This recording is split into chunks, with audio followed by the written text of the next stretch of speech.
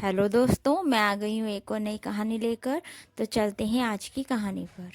कहते हैं कि दुनिया में माँ का कर्ज कोई नहीं उतार सकता, लेकिन आज की कहानी एक ऐसे बदनसीब बेटे की है जिसने अपनी माँ को ही घर से बेघर कर दिया।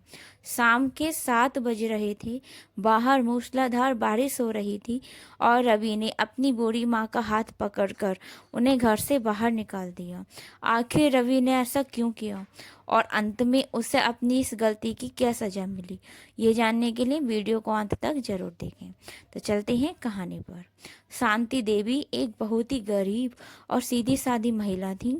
उनके पति का देहांत तभी हो गया था जब रवि सिर्फ 5 साल का था। शांति देवी ने दूसरों के घरों में झाड़ू पोछा किया, बर्तन मांजे ताकि रवि को शहर के सबसे अच्छे स्कूल में पढ़ा सकें। उन्होंने खुद फटे कपड़े पहने, कई रातें भूखी सोई, लेकिन रवि की पढ़ाई में कभी कोई कमी नहीं आने दी। वक्त बदला और रवि पढ़ लिखकर एक बहुत बड़ी कंपनी में मैनेजर बन गया।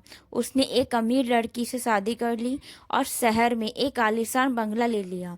शांति देवी बहुत खुश थीं कि उनके बेटे के दुख के दिन अब खत्म हो गए हैं, लेकिन उन्हें क्या पता था कि उनके अपने ही दुख के दिन अब शुरू होने वाले हैं। रवि की पत्नी को शांति देवी का रहन सहन, उनका पुराने ख्यालात का होना बिल्कुल बिल्कुल पसंद नहीं था। एक दिन उसने रवि से कहा, रवि, अगर तुम्हारी माँ इस घर में रहेंगी तो मैं यह घर छोड़कर चली जाऊंगी।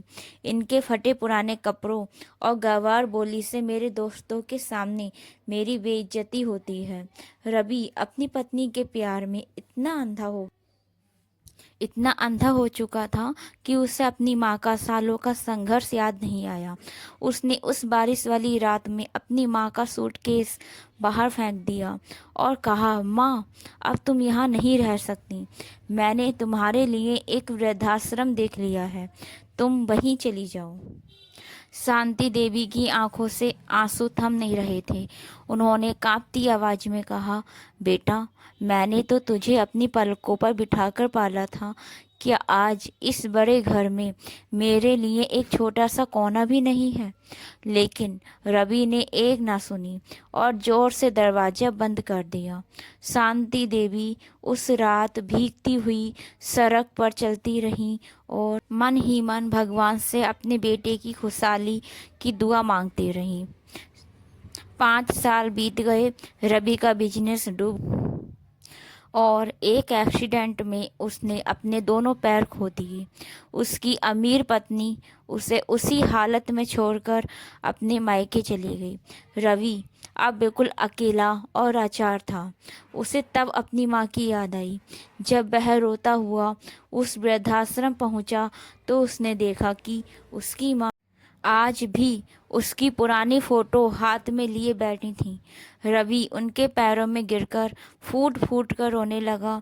माँ ने अपने कांपते हाथों से उसके सिर पर हाथ फेरा और कहा, रो मत बेटा, माँ कभी अपने बच्चों से नाराज नहीं होती।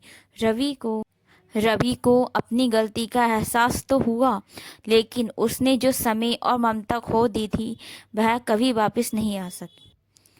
दोस्तों, पैसा और शोहरत तो आती जाती रहती है, लेकिन माता पिता का आशीर्वाद एक बार चला जाए दोबारा नहीं मिलता। अगर आपको ये कहानी अच्छी लगी हो तो अपने दोस्तों के साथ शेयर करें और कमेंट में लव यू माँ ज़रूर लिखें।